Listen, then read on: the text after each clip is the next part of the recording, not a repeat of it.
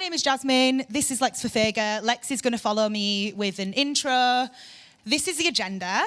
We're both going to introduce ourselves because I think there are maybe some people here that are not super familiar with our practice. We're in a new country, and I guess because what we're demoing is one very small aspect of what we do, it kind of makes sense to tell you about our broader practice as well. And feel free to bug us about that, throughout. It doesn't just have to be about what we're demoing today. So we'll both introduce ourselves a little bit, and then we'll tell you a little bit about this talk today, which is on artificial stupidity and our little Carnival Queen.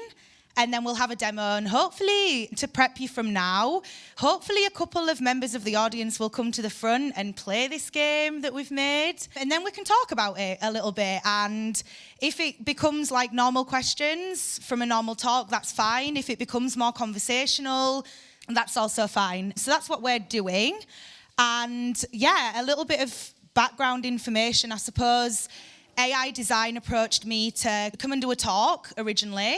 And I just said, if I'm doing something that's specific to AI, I would really love to do something with Lex. So I hit him up, he said yes, and we conjured up something a little bit special that feels a little bit more than a talk.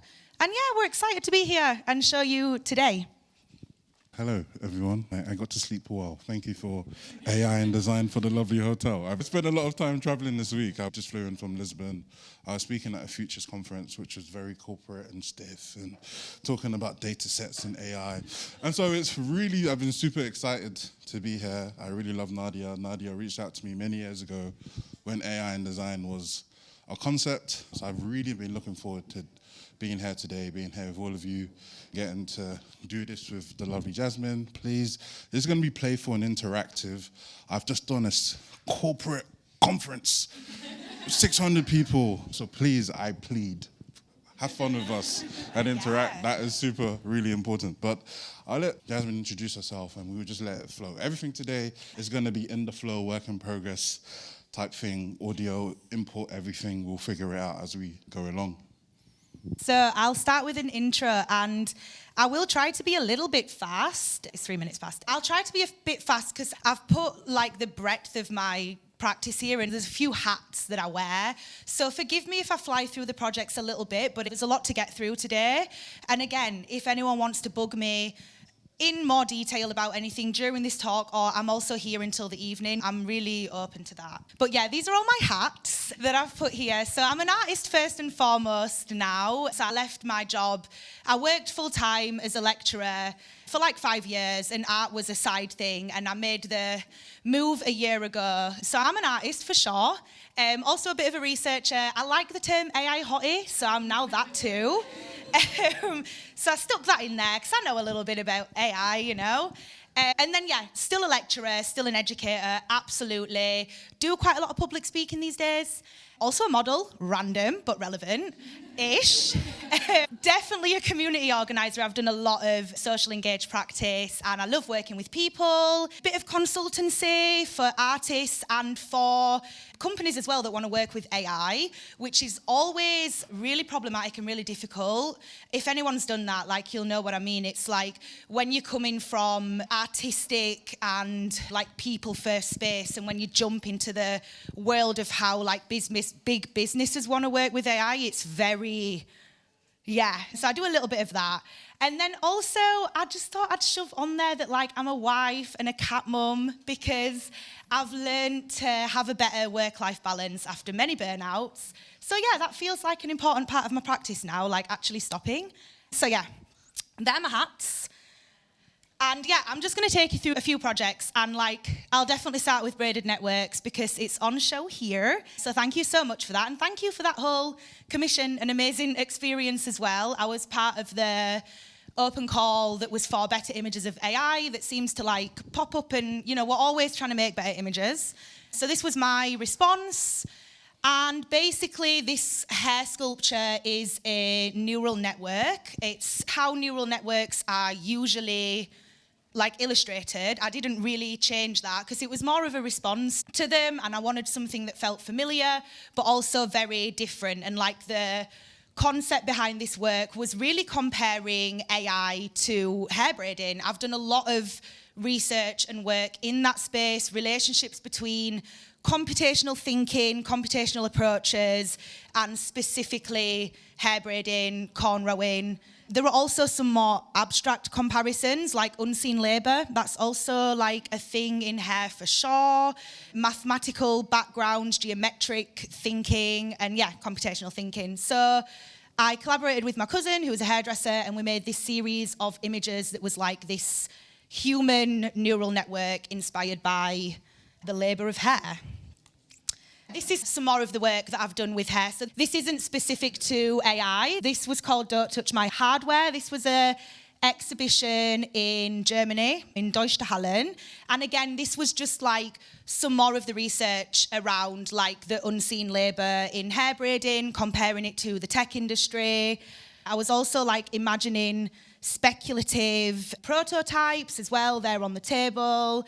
And some of the wigs here on this hair sculpture, I ran a workshop that was part of this programme. I ran the workshop in London, and it was learning to hair braid and code at the same time, which was really nice. Like working, because they work the same muscles in your brain, and the feedback was really lovely. People really enjoyed the tactile side of it, and it softened the introduction to computing. I think one of the main things in my practice is that I make work and research for people, like really everyday people. My audience isn't necessarily like people that are already in the industry. They're people that sit outside of it, and I like bringing people in. And I think in order to do that, there's loads of approaches that you have to consider. And so, yeah, this is just some documentation from the workshop as well. This is When T-Rex Dreams of Mangoes and Figs, which is a new prototype. It's not fully finished, but this explored latent space in technology. So it was all inspired by the Google Chrome Dino game, which today's project is also slightly inspired by. I'm quite obsessed with it because I love how it exists only when things are broken. I think that's a really interesting concept. Fun fact, but it genuinely was made with people in mind that don't have the best internet connection, which doesn't happen very often. But genuinely, that is why Google hired this team of designers. I was very, very privileged to meet the designer while I was working on this. And they said, Google hit us up and said, make something that helps people have more fun when the internet is down. And that's why the little dino exists. We've all probably met the dino.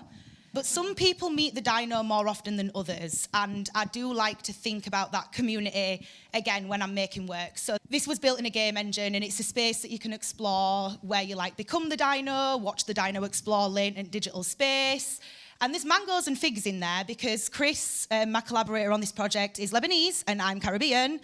And we just wanted to, like, disrupt the digital space with some exotic fruit. So yeah, that's that. This one is a physical computing interactive story that I'm working on that I haven't quite finished yet because I've been doing other things. I need to finish this. It's part of a residency that I'm doing with a wonderful arts organisation based in the UK called Idle Women. They do a lot of work with asylum seekers, and this is going to be, when it's finished, a physical thing that you come over to, and it tells the stories of medicinal plants in an interactive fiction nerd style way. I've got a real love for herbalism and the lost knowledge of the plants. And Idle Women do a lot of work in that area. So this was me combining my super digital nerdy side and my very material, plant-based interests. This is something I'm still working on. And then we have the lovely Tech Yard, which I ran for UAL for 4 years. This was my baby. So this was a creative computing club that I kind of went all around the UK. We were based in southeast London, but I went all around the UK running workshops within the general field of creative computing. Could be interactive code, could be electronics, could be computational thinking, web design, game design, and I really worked with young people people out of work, people that like have done education in a completely different area but are interested in tech. I always like to describe it as people that would not usually find themselves in these areas. Again, it was very outreach based and I had a great time doing it. I've only stopped running it now because, as I mentioned, I left the uni, decided to try and be an artist. But yeah, Tech Yard was great. And again, I guess I'm just telling everyone a little bit more about what I do so you can understand the position that I bring. I think I'm quite not known in the industry, but I feel like my legacy is that I always bring something like a little bit different, a little bit more human. I try not to use, use complex language that can like other people. So yeah, this is why, like, I've been doing this for a long time. And then yeah, public speaking, this is like one of the other hats. So this is just some random things I've done recently. I think it's worth giving Softer a shout. I know the AI design people have probably been doing that a little bit, but they're another great platform if you want to get plugged into this area of like soft tech that's welcoming, tech that questions the narrative, tech that's ethical, like all those nice buzzwords that we like. They also do a great thing. They're primarily based in Copenhagen, but like there are pop-ups happening in London now and potentially some other cities. I've been speaking at their conference for a few years now. Lex was there last year. And Nadia and I sat on the panel, 2-3 weeks ago? Right, there we go. And Nadia and Lex, so small world. But yeah, they're great. And then yeah, this was like the more art side of my practice, which again, I think brings something good to when I'm going into deep AI world. I think like being a practicing artist outside of that doesn't always work with AI, but always works with tech is a good thing. It like brings something relevant, I think. So yeah, this was me speaking at like a games conference last week actually on Friday at Fact Liverpool. And this was way more about like avatars and gaming and world building and that kind of stuff. This is the modeling. I just shoved this in because I think Lex said we want to have a bit of fun here. I think it's been a super heavy few days and genuinely we can talk serious critical if you want, but I think this is space to lighten it a little bit. So I shoved this in. I don't usually, but I was like, yeah, this is something that I do and it's fun. And if anyone's based in London, you may or may not have seen me on the tube. And this is a lovely tube ad. So yeah, I'm proud of that.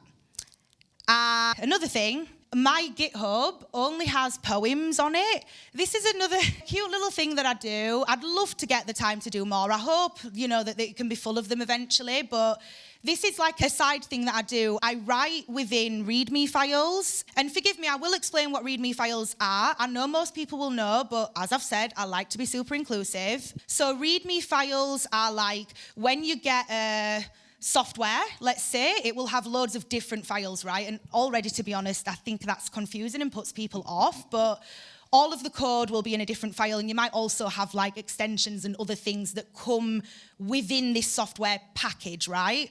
And the README file also comes with that, and it's like, I like them. If you think about them conceptually, they're a very interesting artifact because they are like the interface between the code and the software and the human. I won't call them a user, human, that is downloading the package. And they kind of speak to you. They'll say like, hey, like I'm a whatever, and this is what I do, and this is what I'm good at, and this is what I'm not so good at, and this is when I might be updated, and this is what version I am, 2.3, whatever. And I started to think about README files as this like communicative interface that exists in the world of code, but like also isn't code. And I thought, like they're a nice way to speak to people. So I write little poems sometimes about tech, or like short essays, you could also maybe call them, and they live within README files on my GitHub. And also it makes it accessible, like it's like you can go and read them. And then, yeah, this is an example of one of them. It has some, like, ASCII art in it as well, which is super cute. I didn't draw it. I just went on the ASCII art website. And they live here on GitHub in the README files. And I feel really privileged because this one's been printed as well. It's in this, they're called Wang and Soderstrom. They're based in Copenhagen, really cool artists, and they made a book. And this is in there. This one's about, it's called A Home Made from Forward Slashes and Square Brackets. And it's about finding space online or not. So yeah, I think that's a nice, good lowdown. I tried to put an example of all the hats. And yeah, I won't take up tons of time. I'll let Lex go now. And if it comes back up in Convo, I'm here to talk more about things.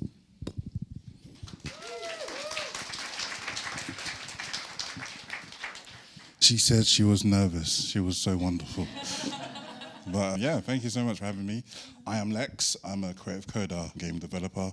Well, I did used to lecture at University of Arts London with Jazmin, and I'm here to give you an introduction to myself, my practice, and go into why we're also here today. I guess I always love this definition of creative coding. For me, I feel like this is my safe haven because, when people ask you, what do you do? I always was like, I don't know how to describe it. But I love this description here about creative coding. For me, it's simply a process based on exploration, iteration, reflection, and discovery, where I like to say I'm writing code for this purpose of artistic expression, but also trying to create this wild range of media artifacts. And I always say that I tell stories by making playful computer things. And that kind of comes from when I finished my master's back in 2018. I studied at Central St. Martin's, and I did a master's program called Innovation Management, which I honestly cannot tell you what it means. But it was a space. I got introduced to speculative fiction or design fiction by somebody who came to give a talk. And so my master's thesis was mapping ethical futures with artificial intelligence. And I was really inspired by this book, Speculative Everything, by Anthony Dunn and Fiona Raby. And they touched on this thought process. Design today is concerned, with commercial and marketing activities, but it could operate on a more intellectual level. It could place new technological developments within imaginary but believable everyday situations that would allow us to debate the implications of different technological futures before they happen. So I was really invested, really got caught up into this. When I finished my master's, I did a wild range of different projects with organizations like the Feminist Internet, where we built a chatbot called Fefegha, which was introducing you to bias in AI systems. I know Caroline was here on... Oh, Caroline's in the back. Hello, Caroline. I love Caroline. We've worked together on a wide range of stuff. One of the projects I love to show, which I haven't showed here, is called CareBot, which we worked on 5 years ago, which we need to work on the version 2.0, which is a really lovely project. But for me, over time, when I first started, this concept of calling myself an artist, I never really could do it. I don't know why. It just felt so far away from me. I think maybe the UK education system introduced me to art predominantly being fine art and painting, and I can't paint to save my life, unfortunately. So I think for me, I was like, being an artist, I'm not sure about that. And then over time, I'm maybe slowly beginning to accept that. But for me, what I see as a playful computer thing for myself is either what I call narrative games or non-game/software toys. And what do I mean by a narrative game? I guess the focus I'm always trying to do with the stuff I create is to challenge cultural stereotypes, often offer meaningful social or historical critique, or tell a story in a novel manner, but also to give the player a reflective and emotional experience transcending the gameplay. Hopefully I will also share the slides so everybody can have this after as well if you're taking pictures. But what do you mean by a non-game software toy? Well, I love for people to be creative or creative tool and some form of sandbox that has a lack of structured goals, objectives, and challenges, or form of entertainment that doesn't really have a winner or even a real conclusion. And on some of those particular projects here that I have, which I will show, one on my left is called Decentralize. This was made with Somerset House. The whole concept behind it is Somerset House is a big building in London. It's now mostly known for either having artist spaces, or it has a lot of art exhibitions, or it has a nice ice rink in December. If anybody's been in London in December, you will see the lovely ice rink there. But Somerset House was once a place where every birth or marriage in the UK was once registered. Somerset House asked me at the time was like, okay, we want to do this project around ancestors or ancestral knowledge or history. And one of the things we were trying to do here was this aspect of Black British history. A lot of the historical discourse around Black British history, it tends to be written from the 1940s, 50s, where a lot of folk came from the Caribbean through the Windrush generation, where that was a large ship that came from the Caribbean to the UK. After World War II, when the British obviously had its colonial powers, was like, hey, come here. But a lot of the historical discourse tends to start from there. And one of the things we were trying to show is that there has been a Black British history that's existed in the UK way before, the 20th century, would I essentially say. And so, but that information around archiving or story or capturing those things are necessarily hidden. You can't find them, you can't see them. So the whole idea of decentralized was you create an artwork using artwork that has been exhibited by Black artists at Somerset House, and you create this piece and then you basically submit it to a particular archive. That is probably the non-AI project I have in this presentation. The second project here is the Hip Hop Poetry Bot, which is an interesting thing. I actually spoke about it in Lisbon when I went into more details, but my original idea was I'm really obsessed with breaking the machine. I hate the word artificial intelligence, hence why the title of this talk is Artificial Stupidity. And I'm going to give more context into why I've wanted to explore that for such a long time. But prior to probably, the world of ChatGPT and all of these different AI models we have now, majority of the poetry AI projects was trained on an open source data set called Project Gutenberg, which is an online database of pre-1928 Western texts.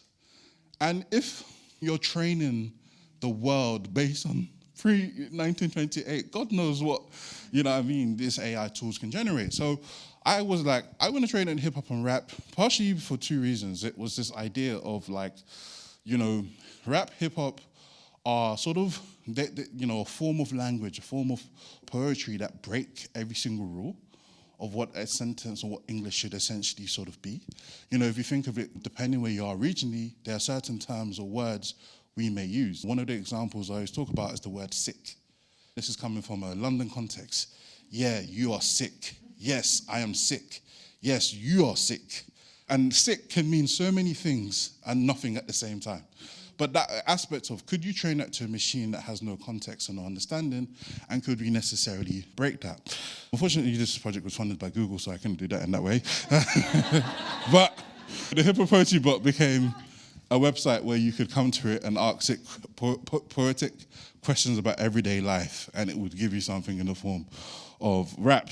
So continuing with further on with some of the projects here, one of the games that recently came out this year is with an artist called Yinka Olori. He is an artist designer in London, predominantly doing a lot of physical stuff. He worked in a park in East London, actually, where he had to bring a park to life, and he used flamingos as his proxy agent around this, actually working with Google as a creative coder in residence in the Google Arts and Culture Lab in Paris. And so this particular project here was a collaboration between Google Arts and Culture and Yinka Olori, where we taken this, his work that he'd done in the physical space and had brought this to the digital world. The whole idea is that you're a young flamingo, you have to go to this park, and all the flamingos in this park essentially speak to you in riddles. And you have to find the answers to these particular riddles. And this was also building around this aspect of Yinka's Nigerian heritage. I'm also of Nigerian heritage, so it was like a really fun thing to do and collaborate on.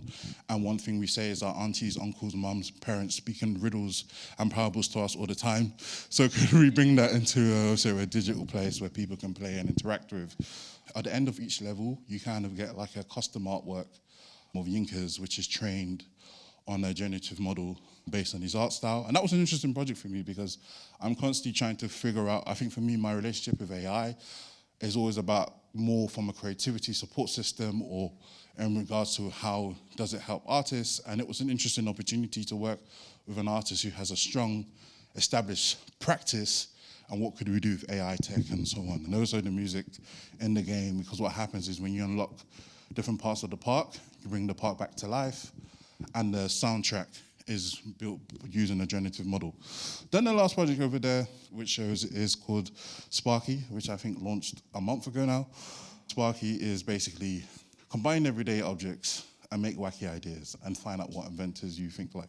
The whole idea of this project essentially is how do you tell stories but also how do you give people this place to play and experiment and figure out stuff and learn about inventors that a lot of folks probably didn't know existed or who invented these particular things. For me, my interest was more like, at the time, the original idea was for it to be a drawing sort of interface. So you would have a prompt, you would have to draw, then the AI model would have to identify what you've drawn, and so on and so forth. And a lot of play testing came and we were like, folks don't know what to draw. So I had to come up with another way of combining objects for people to invent and create things. With each project, there's always been a challenge about the gap of information about particular stories or particular historical archives or cultural information, and how do you present that to an audience in a fun and interesting, engaging way.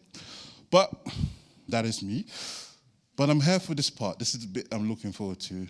I know you want to clap for me. We can clap later. But this is the part I've been looking forward to, which is, I guess this part of this is the Carnival Queen and artificial stupidity. Today, the question I'm going to find out is, what are the different ways you can say the word up? You can give more context to why I've started with this particular slide, but we're going to introduce Carnival Queen. I'm going to tell you about what this project means to me, and I feel like we might, I don't know, maybe you'll agree, maybe you'll want to add to it. If we fast forward to what we're demoing today, I just said I want to do something with Lex. Like, if Lex is available and up for it, I just think because of our crossovers in our practice and lives, but also, like, we bring really different things to the table at the same time. I just knew we'd be able to do something fun, meaningful, all the right things. We didn't know what we wanted to do. Lex said to me, I'd love to look at AI in a more stupid way. I'll let you elaborate on this side of it. And I was just like, yeah, like, you know, you're so right. There are so many gaps still. I think people are really fearful, like maybe not us, but I think the general public are super fearful, super alienated by AI. And genuinely, I feel the general consensus is it's going to steal my job. It's going to, like, it's this superpower that is like unbeatable, unmanageable, untamable, which brings us back to the hair and the afro hair. Anyway, yeah, there's like many kind of negative connotations, I suppose, and I think it's important to speak about what it doesn't do so well. And as we keep saying, like, we also wanted to come at this in a light-hearted, playful way. The rest of my practice, aside from this project, is actually extremely serious. I don't really make playful work. Again, we bring different things to the table. Lex makes a lot of playful things, some with more serious undertones, though, for sure. But all my work is very political, very critical. I'm an anarchist. I'm out here trying to buy land and make herbal gardens ready for the apocalypse. I totally have that side of what I do, for sure, but something about being on Zoom with Lex and ideating for what we wanted to bring here, he just looked at me and was like, I just want to have fun. And I was like, I hear it, and I'm really up for doing that. It's a festival, not a conference, which I think is really worth pointing out that difference. So I was like, cool, artificial stupidity, looking at what it doesn't do so well and having fun. And so we came up with this concept. I mean, we're going to tell you more about it as we go on, and we're going to play it. But I was thinking about what artificial intelligence doesn't do well, and one of them is definitely voice recognition. Like, it's not great. And you might have seen some articles about, like, accent barriers, language barriers. There's all sorts that it's really not so great at yet. So we devised this cute little prototype game. The Carnival Queen genuinely came along because once we had our concept, and I'm going to let you elaborate more on that side of it, but once we had our concept, obviously it needed an identity, it needed a character, and like it needed visuals. And I was just like, I would love it to be a Carnival Queen. I've been doing Carnival since I was young, and it's genuinely not a political statement. Like, for once, I wanted to make work that wasn't a political statement and wasn't hypercritical. However, Carnival does have connotations that I feel like really happy about. It's about coming together. It's about community. It's about looking good. It's about fun. Also, I've never seen a Carnival Queen as a protagonist in a game. So, like, yay. So, yeah, that's how she came about. She's just a character. And I'll let you elaborate a little bit, Lex, about the demo, and also like if you want to say what artificial stupidity means to you, because I feel like it might mean slightly different things to us. No, I think I agree with you. I think for a long time, artificial stupidity has been something I've been really interested in talking about or exploring, especially when I first started in the space.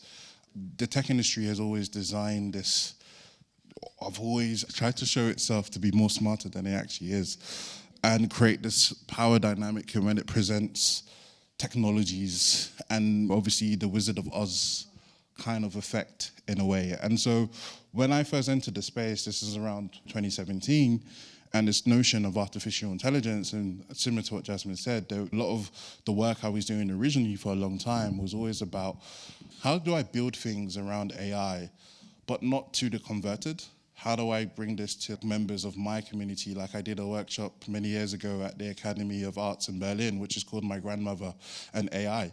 And I basically said to everybody in the room, my grandma doesn't know how to use a remote control. She doesn't know how to use her mobile phone. When she FaceTimes me, she puts the phone very close to her face like this. When she gets a channel wrong, she calls me and says, I've broken the TV, what should I do?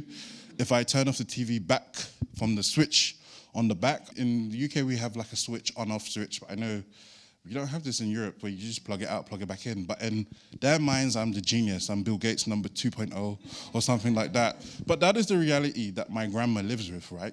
But there is a technology that it might be implemented and might shape her life in a particular way that she doesn't know. How could I get my grandmother to learn about this technology? You know, and that was an interesting thing of bringing that to an audience where we have this high-level kind of conversations about things, and we come up with the simple solutions. And I'm like, my grandma is not the archetypal person you got to think about. And what I was trying to show to the audience was like, one way you can do this is my grandma loves the church. And all she watches on TV is American pastors. And she calls me and says, I want to send money to them. Should I do it? And I go, Grandma, no, it's okay. It's all right, Grandma. I've got enough already. Thank you. But that is my grandma, right? And I was like, okay, cool. If I wanted to get my grandma to understand about technology or AI, I guess we're going to have to talk it through. You have to reach out to the pastor, for example, do a campaign in churches, which is this year. And that was, it's funny, but it's that actual sort of reality that I've always, for a long time, always tried to do with the work, you know, and trying to educate. And I know there's many of us in the room who have also in their own practice done a lot of work around this. And that whole thing of which I say here with, you know, the intelligence paradox, you know, machine learning systems seem intelligent in controlled environments, but often display surprising stupidity in real-world scenarios. I guess right now, their tech has gotten more sophisticated, but voice AI has still been the area that necessarily has been a challenge. So I mentioned voice AI, I mentioned my grandmother. I've been raised in a home with multiple accents. So even the way how I might pronounce certain English words is a bit of a madness, depending and stuff. But that whole aspect of voice, interacting with voice, highlights a disconnect more dramatically than text or image recognition. But also our expectations of intelligence clash with the reality of pattern matching systems. And so the AI behind this game of Carnival Queen is using TensorFlow. TensorFlow is open source machine learning models which have been introduced by Google many years ago. And this is a particular, in this case, a JavaScript library, which allows me to be able to train and deploy an AI model in the browser and do it in a very lightweight sort of way, especially with the game. It's a 2D platformer where you have to jump over obstacles.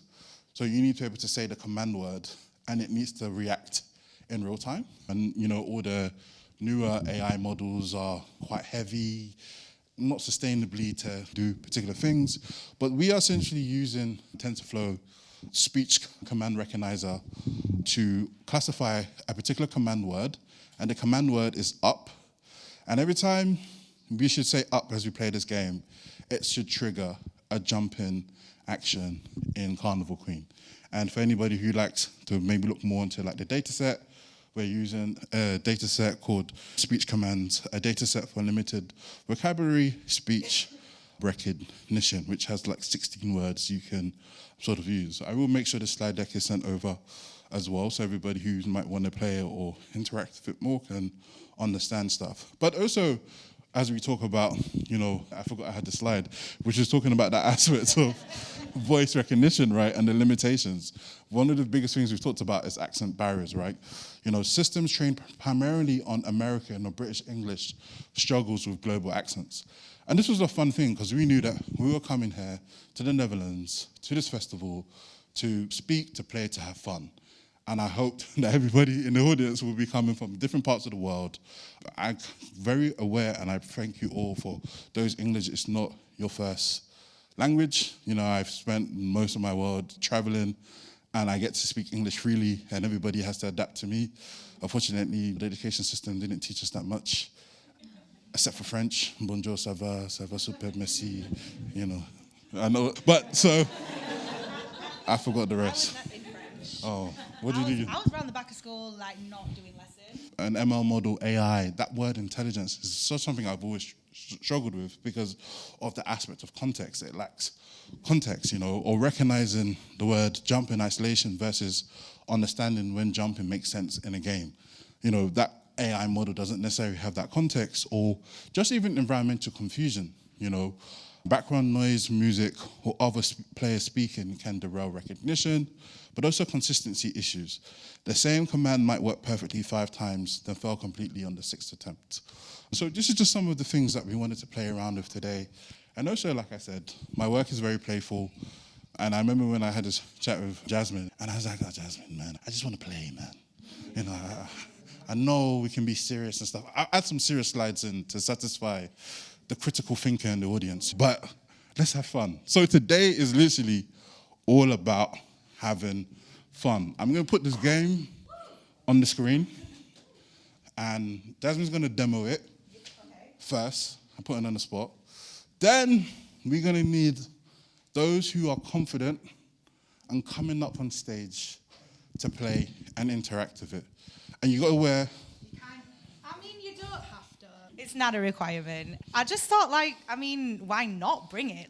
If I have a genuine carnival accessory, it would be nice for images and fun playtime if the person that comes up wants to have it on. I also feel like it makes you better at the game. Honestly, you don't have to. And it's a prototype. We made this in a month. Well, it does run perfectly, actually, but it's not there are no levels. It's really, really simple at the moment. We might make a second version. We're having fun working together, but maybe a few members might want to play it. And it's like the Chrome Dino game. Eventually, you're okay, I'm bored of jumping now. We'll see how many people want to come and play. We can do a little informal Q&A / talk about this fun thing. So, in fact, worth mentioning, the input is on this computer's mic. So, you'll see that I'll kind of speak into the mic a little bit when I'm playing. Object of the game is just to get the little Carnival Queen to jump over the sound systems. That's all you're trying to do. Hold up, I need to get my armor on.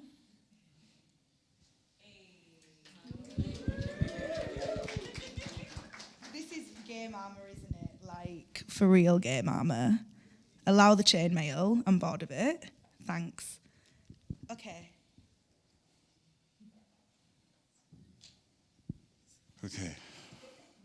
3, 2, 1. Begin.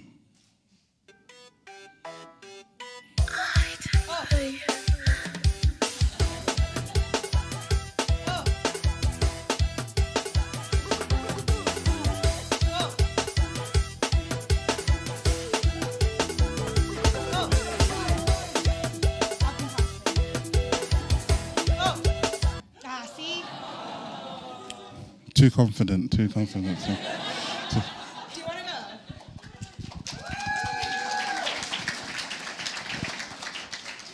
But that's literally what we built. It's just it was just something fun, inspired by the Chrome Dino game, but except for you pressing the space bar. Do you press the space bar to jump? Yeah. Yes, it was should we use voice and have that detection? So, as you can see, it's quite simple and it's quite fun, but we would love to invite willing volunteers. I think you could do with a few runs of genuinely, Lex's high score is the 200. Look, you have it. 202. If someone could beat that today, that would be impressive. Is anyone feeling playful? I'll buy you a drink if you win, because I don't have any gifts, so I'll buy you a drink. Do you want to wear the thing? That's the only reason I'm up here. That's okay. It actually looks really nice now. Okay, are you comfortable? Yeah.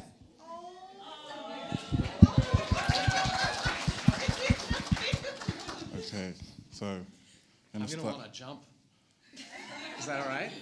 feel free. Eric is the best for this. I'm so happy.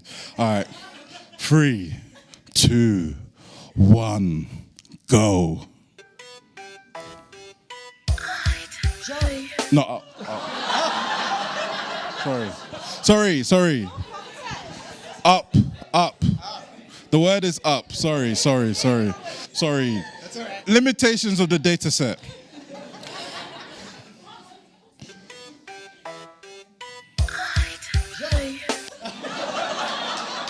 The headdress is too tight, clearly. Let me... Up. Up. Okay, all right. Up. With the accent. Up. Maybe you can say it with him together. Up. Okay, 3, 2, 1.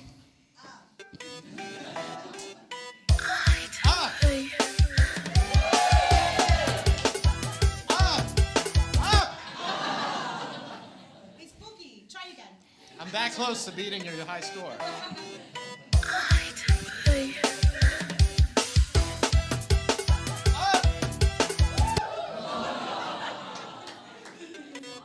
right.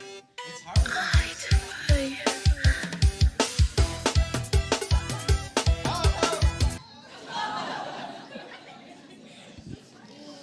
I think 3 times the charm.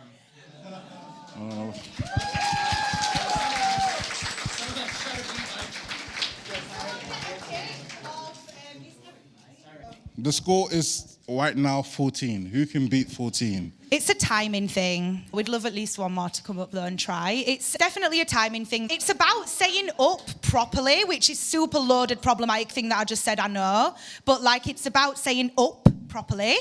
And it's about timing. Like with the Chrome Google Dino game, it's like saying it and finishing saying it just before she reaches the speaker. Can you tell I've been playing this a lot? Do you want to learn? Of course. Do I have to be all the consent? Is it annoying? It's off center, isn't it? Should I? Is it? Yeah. Ooh, More center. fabulous, gorgeous. Okay. Up. Are you with me? Yeah. So now we have our next contestant, and the score to beat is 14. You look lovely, you look fabulous, you look gorgeous. Thank you. And now I'm going to start the game. So 3, 2, 1. Technical difficulties. Okay, cool, let's go.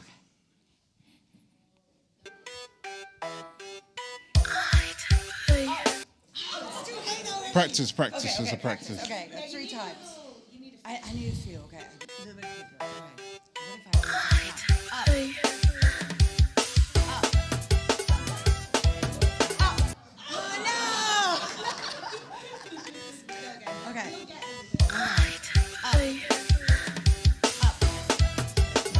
Up there. No! Why?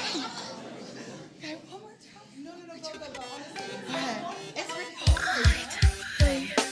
If I say hard, okay. Up. No! Okay, one more time. Okay. Up. No!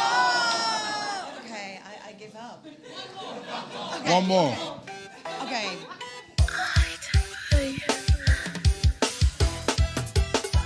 Up.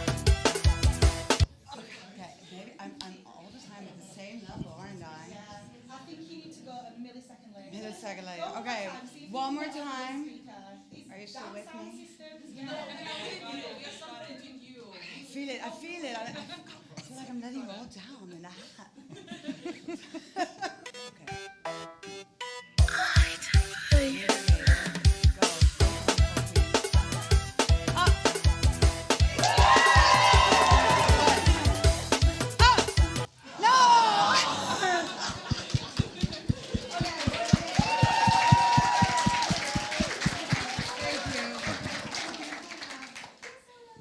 Thank you so much.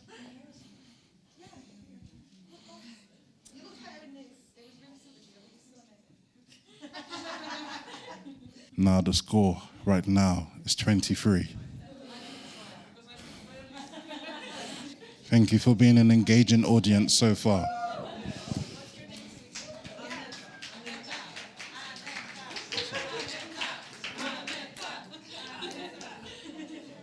Oh God.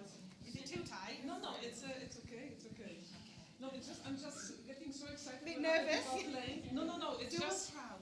because I really want everyone to win and be happy. I'm really it's so nice that you did it. So it As I just said, it's timing. It's like just before the speaker, and I've noticed it's about if you've only got to the it hasn't registered that you've said up. So it's like being like up, and then she goes. and saying opposite because I would say up. Well, then exactly. Well, this is perfect. Let's test it. Interesting. I'm Yorkshire. And also I will also Everyone in the room. We have our next contestant here who has to beat the high score of 23. okay. So, and we're getting ready. 3, 2, 1, begin.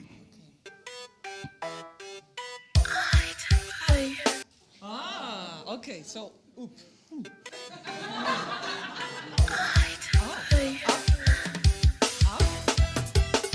No, it's jumping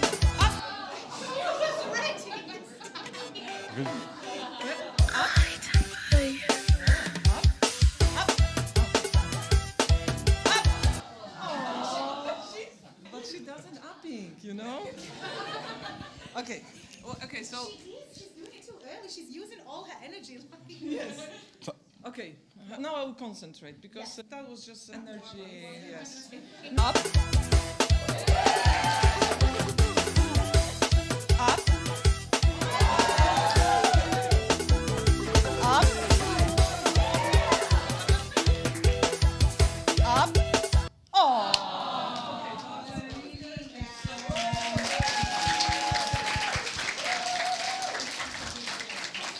Thank you. I can give the crowd. Yes. Who wants to try? It's really great. Thank you. Cool. Come on up. You're so well done. So the high score now is 41. Have to beat 41. This is actually going down better than I thought. This is on Google. So you can play. You can totally play. So this is Julius here. And Julius has to get over 41. How do you feel, Julius? I'm ready. Julius is ready.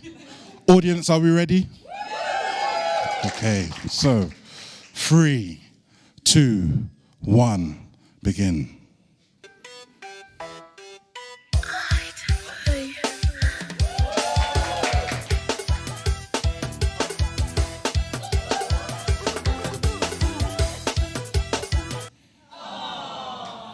You tried. You can go. One more.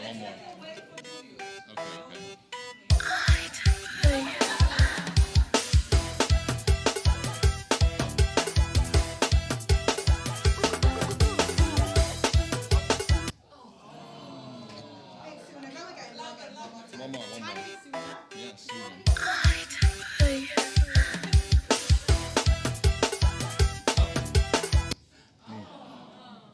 It's not catching. So Julius said up, but the AI heard 7. How did it heard that? Oh, we heard 7. It heard 7. I don't know how it did that.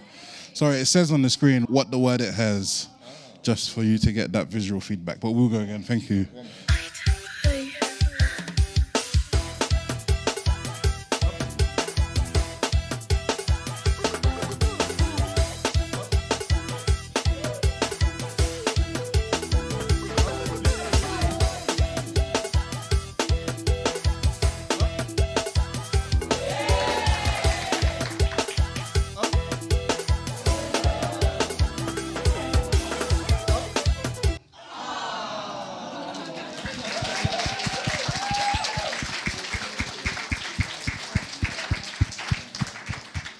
Thank you so much, Julius. Well done. Thank you.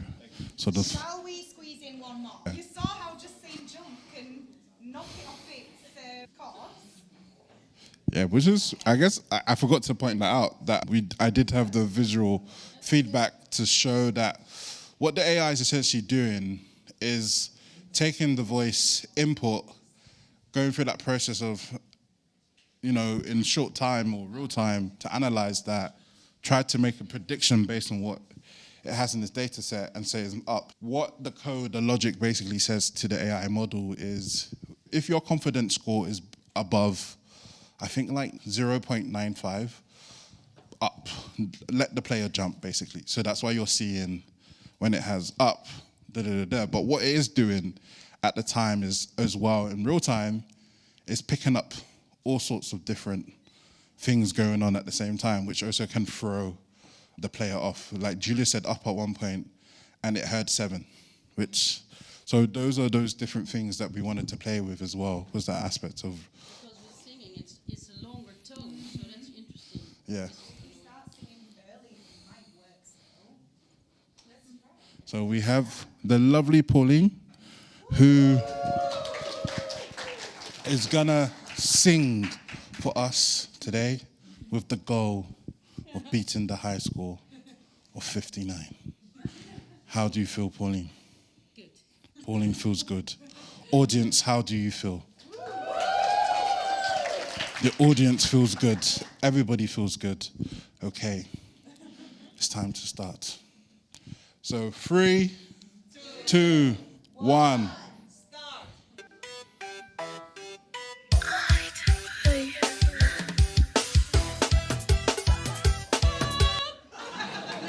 So you might. I'm too early. Too late. No, too late. I mean, sorry, I was nervous. Excuse me. No, it's not. Sorry. I just want to do some. No, it's not. Okay, do it differently. Oh yeah. No, it's not. So I'll say... Maybe I do something. Start now. Okay. Start now? No. Sorry. Oh, I thought it was a really good idea. Sorry, now it's full. Oh, no, I'm so nervous. No, I you're can doing well. really sing. You're doing well. Oh no, Pauline, you're doing well. One more time, please. No. You're doing well. What do I do now?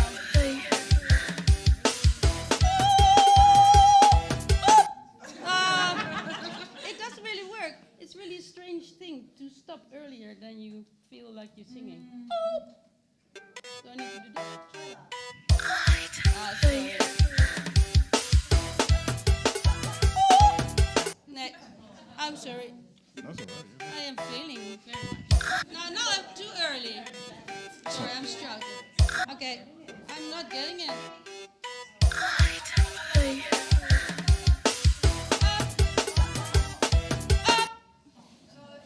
Okay, I'm gonna Well, go. so an audience strategy. What is this? We'll hear it. Yeah, because I wanted to sort of.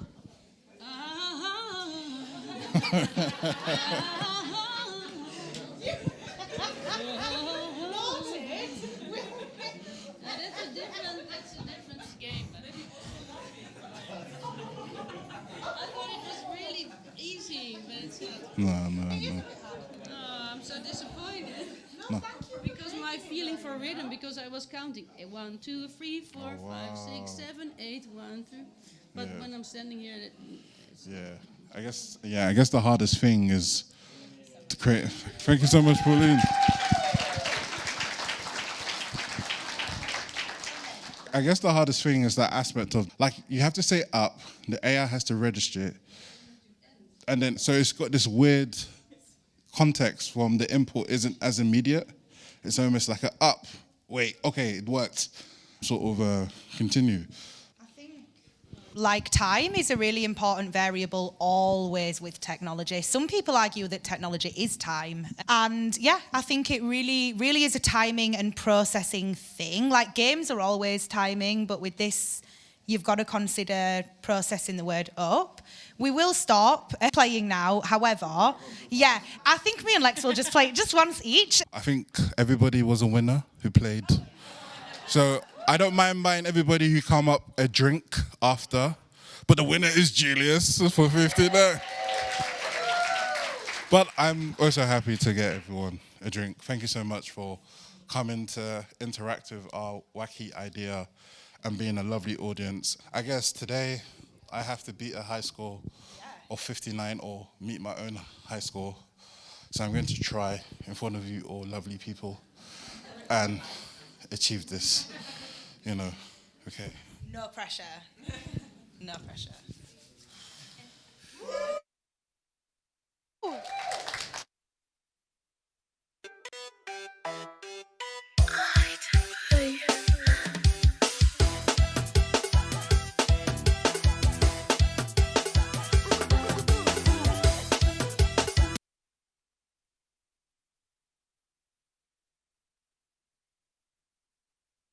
Go on.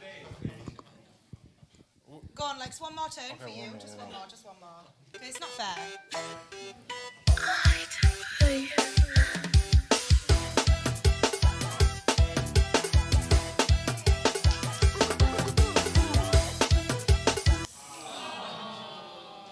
I think Lex got really lucky that day when he made it to 202. Okay, I'm just going to try one more time for good luck and then I promise.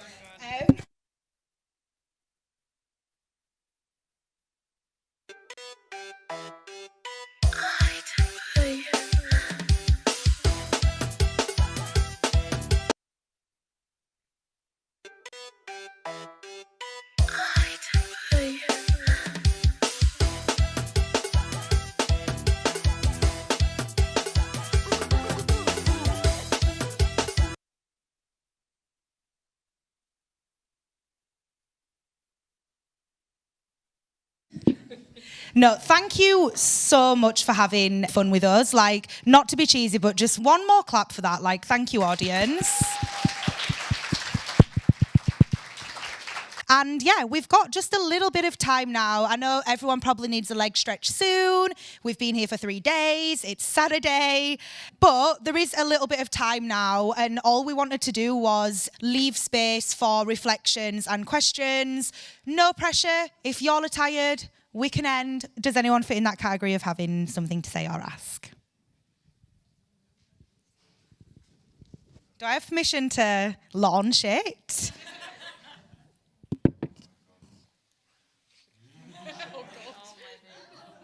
Thank you. It was really fun to play the game. And I think it's also really fascinating that when you use your voice to activate it, it's so much different than the manual thing, right? Like, it's also just a reflection of like, oh yeah, how this breath that you have and like how you also like, your body doesn't have to stay in a certain posture when you hold something, when you have a controller, or even when you have VR and you play with that, then you still have these controlling things. It's really beautiful to focus on the breath and breathing, which of course air is also connected to life. I like that and it's also very ephemeral. So I think it's very great to have this kind of different interaction with your computer, which normally would not be. We have, of course, voice commands, but to activate this up, it's also like taking a breath in and out. And I thought that is just a beautiful layer to this joyous, difficult, but fun task. So thank you for that. Thank you. Yeah. And you've kind of made me think about the future just a little bit there, because I think that, I don't know if you agree, but like everyone in the speculative forecasting tech world are pretty adamant that like voice input is on the rise for sure. And you see it a lot with AI systems, because I think AI's always been looking ahead a little bit. So I guess like, Hey Siri is what we all know as the voice input thing. But thinking about how buggy this game was and how it does have an inherent bias, we've seen it. Like, not to make this super critical, but it does make me think about the future of voice input and where that might leave us as a society. So thank you, but you've also made me think about a slightly dark side of things. But yeah, for now it's life and it's up and it's nice. Thank you. How long did Lex spend on this game? Yeah, like, I mean, how long did it take you to build it, really? I mean, we definitely under a month because... It was mostly about the high score, like how long, Oh. how much time did you spend on the game? Playing it. Playing. Not that much. You get it. You need like 10 goes, don't you? And then you're like... I feel like everything was on my favor that day. Maybe the Wi-Fi latency, everything, my voice, timing, relaxation, No audience. blood rate, heart rate, no audience, and everything flowed well. But no, I think the game was quite because we were doing this intermittently through like Zoom conversations. So we're like, okay, we want to create something. I was like, I'm gonna get this mechanic working of someone saying a command. Like creating the game itself wasn't technically hard because this is using the phaser sort of game framework for web games. So a lot of the detection, collision type aspect of these type of games is already sorted for you. You just have to get it working. More time was spent was actually trying to think of like what model could I use. At first, I was trying to use some of the more sophisticated AI models, like OpenAI has Whisper, which is their voice input model of voice. But with Whisper, that was essentially, it's such a heavy, large size model. It also takes time. If you think of the interactions with Siri, hey Siri, what's the weather? You've kind of got like the slow sort of like time that it's processing and taking to do stuff. So also with a game that's you have to judge, you have to jump over things. It needs to be something that could work right away with immediate sort of feedback. And so I remembered that when I would teach creative coding, and I used to teach at University of Arts London, art students how to make machine learning experiences or AI experiences, and teaching them how to use JavaScript, how to make an interactive experience, learning particular code snippets that would allow them to do stuff. The way I would introduce them to the students was using these JavaScript libraries that existed, that was open source. And I was like, oh, I should go back to this. However, it will limit, because the data set will be quite limited. So I knew that that was going to be interesting to present. So I knew, okay, the original idea was to use the word jump. And you saw that naturally when Eric came on stage, and that natural reaction is to say jump. And it was like, oh, sorry, it won't understand that because it's not in the data set. So you got to say up, and those particular things there. So that wasn't really hard to create something for what we can demo and sort of play with. I guess if you were to like evolve this a lot more, you would have to think about it in much more detail and think about the different stuff. Does it really work in dodging stuff? Should it be a 2D platform where you jump over objects? Should it be, I remember this game that was on the internet called Something Screaming, where you have to scream for the character to move. It's such a stupid game, but it's so fun as well. So if you were to make it into an actual, we have to turn this into a game where we keep people entertained and stuff for a period of time, then you would have to think a bit more about the role of the AI. Should it even have AI? Does it even need it? All of those type of stuff, and figure out what the objective of the game is and what winning is. But we were highly inspired by Chrome Dino and wanted to create something very similar to that. Thank you so much for the fun demonstration. I have two quick questions. The first one is, what makes you choose the word up instead of jump, which is going to be a more intuitive thingy?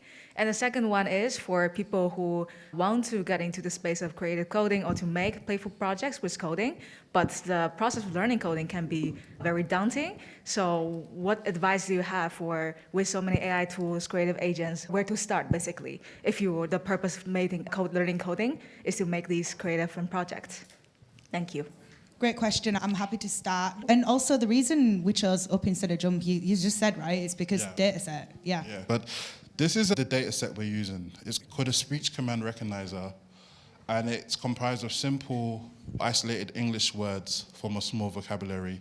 The default vocabulary includes the following words: the 10 digits from 0 to 9, up, down, left, right, go, stop, yes, and no.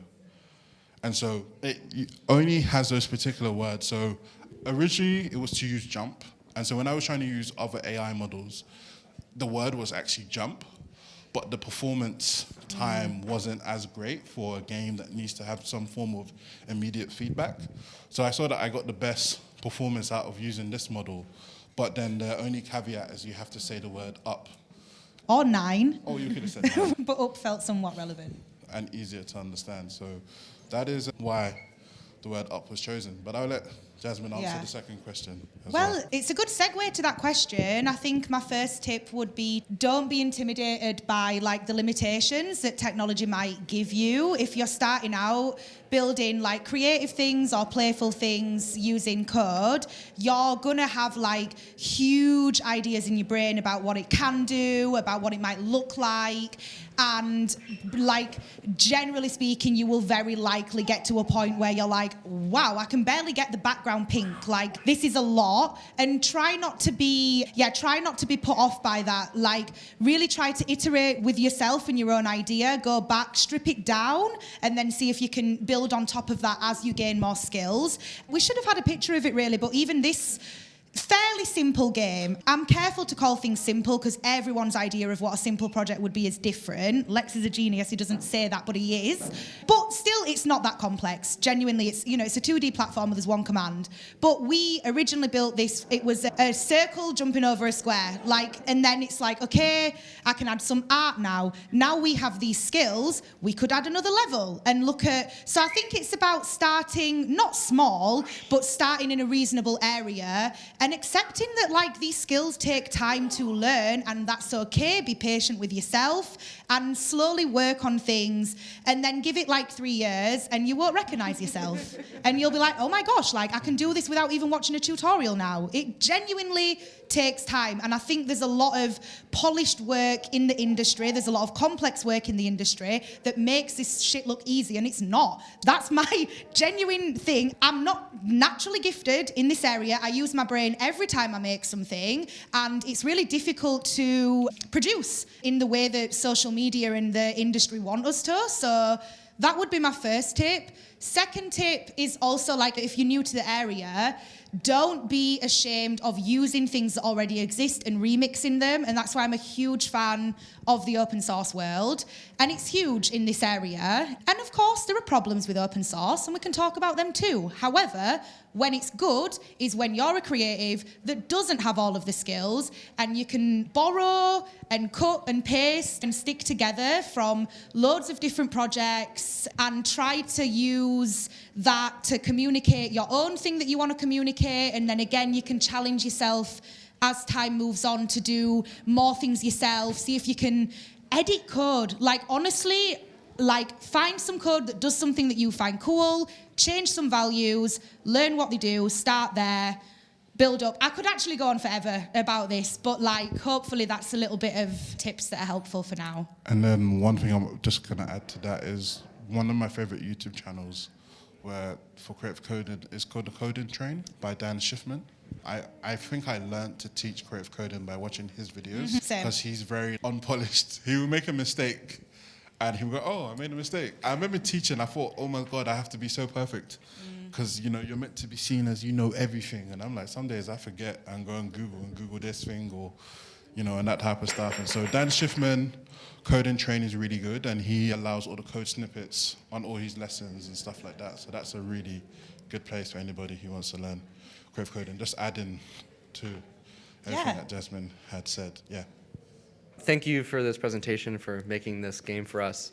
I think something I really loved about this game is you're kind of working with an unreliable interface where you're hoping it understands you and then you need to be fast, but the interface inherently has this latency because it's processing. And I love sort of that play with the friction with the player. I guess I'm wondering, because you mentioned you were using more of these complex models from OpenAI and whatnot that were maybe introducing more latency or maybe variable latency, and was just wondering if any of that was fun to you when you're testing them, because it's another thing stacked against you almost. It's a hard one because if you think of it, you're saying the word jump. So obviously, from the technical side, if I go back and play the game, you see there's an illusion. The character never actually moves. Everything else moves. It just looks like you're moving. The character doesn't actually move. Everything else moves and you just jump over it and then the obstacle gets destroyed behind. But the cloud is moving, everything stays the same. But if you think of it, you're expecting some sort of thing. I see an obstacle.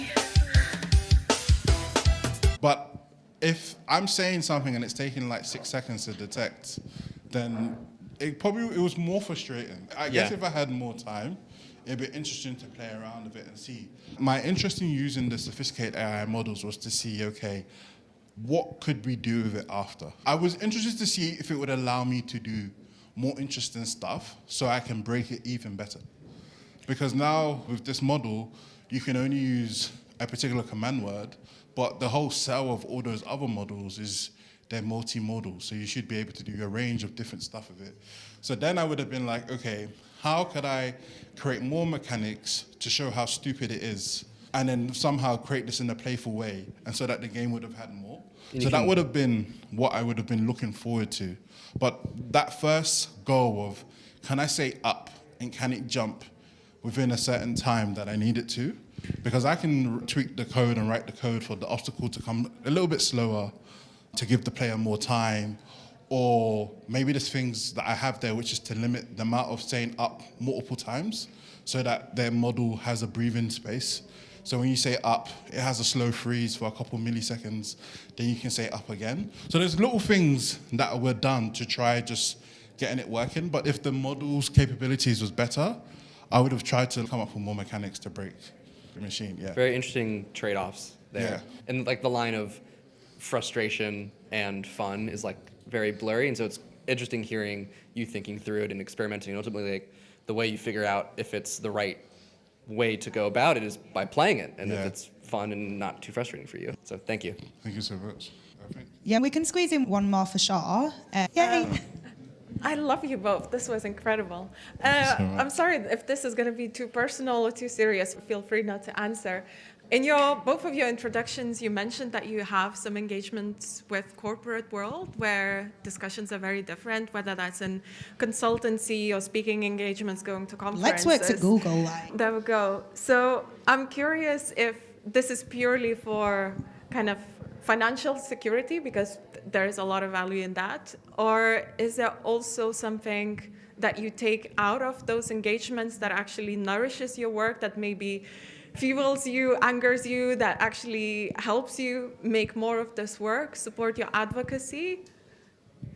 That's a beautiful question. We should both answer, right? Do you want to go first? Yeah, I could go first. I think one of the hardest things, which is for a lot of the artists in the room who experiment with these technologies, is always going to be, how do you pay your bills? Yeah. And some of us, or traditionally, will have our roots in academia, for example, as a way of like, okay, I have my artistic practice here, but I also have academia to pay my bills and stuff. Because one of the challenging things of this interactive space or this art tech space is, compared to like a fine art world where you make a static thing, you can paint, somebody goes on auction, somebody buys it, it's preserved. Babe, that's not how it is though.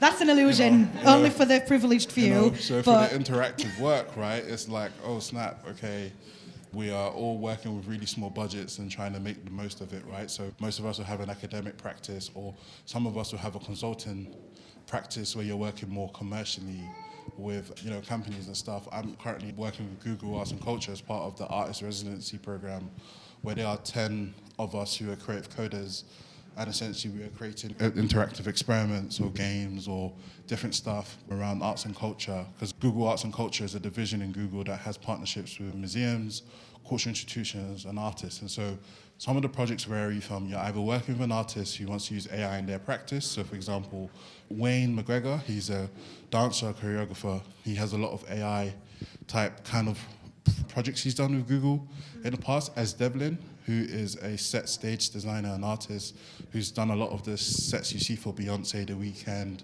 U2, you name it. She has a bunch of projects with Google around poetry and AI. Or you might work with a museum, like for example, there's a bunch of projects that have launched with the National Portrait Gallery in the UK. Or we also have our own ideas as well and our own projects. So that's been a place for me to be able to sustain a living, but also try to create things that are interesting. Obviously, you're not gonna be able to engage in a level of criticality that you want, because you're obviously working with this brand and they have their brand and they have whatever it is, and you're trying to fit that and you try to find your ways. So for me, it's like doing stuff like this is really fun because it allows me to go back to the energy I did have before, which is working with my friends like Caroline and doing fun stuff where you're just like, let's create this artistic intervention that holds true to how we feel. But at the time, people are going to play with it and say, this is nice, my bills ain't going to be paid. So it's a constant balancing act, really. I think for me, sometimes my dreams is like, how do I create my own IP? How do I create something really interesting? Can I actually create a game that would truly be interesting enough to convince, and people could pay for it, and then that allows you to sustain your practice. But in that game, you can almost implement your own principles or thoughts or aspects of advocacy or storytelling and things inside of that, which is what I'm still working to as I navigate imposter syndrome and a lot of those other stuff at the same time. But it's something I always think about, that's my true dream. It's like creating something in a form and somebody says, you know what, I would be willing to exchange some form of currency for this thing that you do have, rather than depending on these organizations and stuff. That's my dream, and I guess it's the dream for a lot of us in this room. Like, how can we sustain ourselves from our art and our passion and stuff? But it's a constant balance. Yeah, no, definitely similar vibes. I have a really, really complex relationship with that because I studied art and then I wasn't really that good at art, but I was really good behind a computer. And so I found my way in that industry, which at the time felt more secure than trying to sell a sculpture, because tech was a bit buzzwordy, and it was I had a skill set that not many other artists had, and it felt kind of safe as well. So I was like, okay, this is ticking both boxes, feels a little bit safe and secure. So I'm, getting to make art still. And then the freelance word really scared me, and I also really don't like the formal tech industry. I ran for the hills and then became a lecturer, which, Lex has mentioned academia as a way to sustain yourself. I don't want to put it in that category exactly, because I really felt like I was surrounded by art, and I was quite a good teacher and I really enjoyed it, but I suppose it was totally sustaining me. But then I lost my practice in that. Did it for 5 years, didn't make that much art, or when I did, it really burnt me out because I was working full time.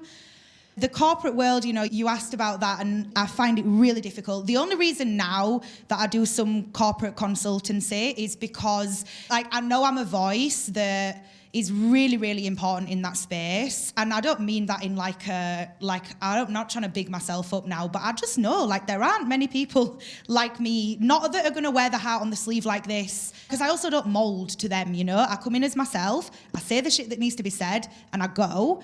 That's the only reason I still do it. It isn't actually for financial stability. Otherwise I'd have to do it more, and then that would depress me. Anyway, was lecturing, that did work financially, but lost my practice.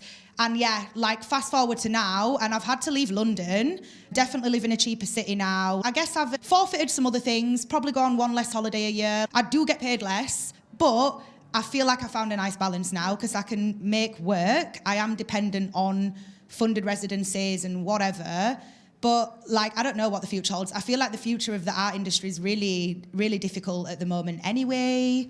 So we'll see how long it lasts. But yeah, constant balancing act, really hard when you don't come from privilege. I think it's about just finding some sort of sweet spot that doesn't break you and pays the rent but keeps you happy. Thank you so much, everyone. Thank you.